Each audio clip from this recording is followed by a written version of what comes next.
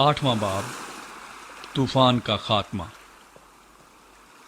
फिर खुदा ने नूह को और कुल जानदारों और कुल चौपायों को जो उसके साथ कश्ती में थे याद किया, और खुदा ने ज़मीन पर एक हवा चलाई और पानी रुक गया, और समुंदर के सोते और आसमान के दरीचे बंद किए गए, और आसमान से जो बारिश हो रही थी थम गई, और पानी ज़मीन पर से घटते घटते 150 दिन के बाद कम हुआ।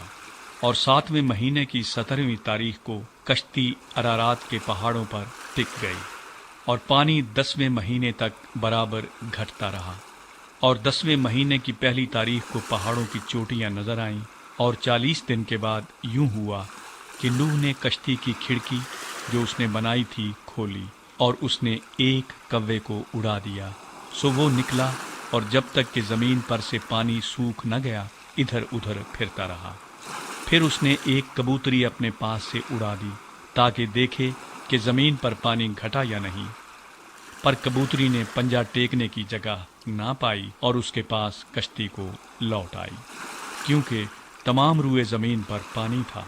तब उसने हाथ बढ़ाकर उसे ले लिया और अपने पास कश्ती में रखा, और 7 दिन ठहरकर उसने उस कबूतरी को फिर कश्ती से उड़ा दिया।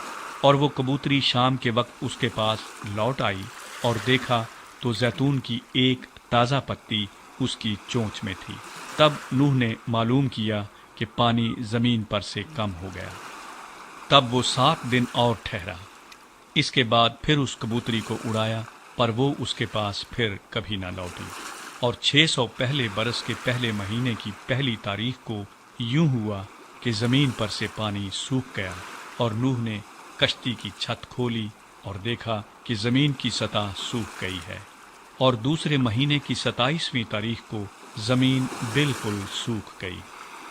तब खुदा ने नूह से कहा कि कश्ती से बाहर निकला, तू और तेरे साथ तेरी बीवी और तेरे बेटे और तेरे बेटों की बीवियां, और उन जानदारों को भी बाहर निकाल ला जो तेरे साथ हैं, क्या परिंदे, क्या चौपाए, क्या ज़मीन के रेंगने वाले जानदार, ताकि वो ज़मीन पर कसरत से बच्चे दें और बार बार हों और ज़मीन पर बढ़ जाएं।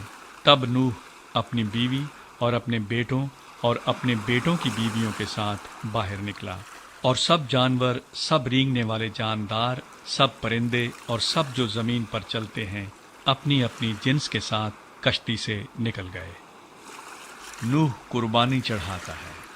तब नूह ने खुदावंद के लिए एक मज़बा बनाया, और सब पाक चौपायों और पाक परिंदों में से थोड़े से लेकर उस मज़बा पर सोख्तनी कुर्बानियाँ चढ़ाईं। और खुदावंद ने उनकी राहत अंगेज़ खुशबू ली।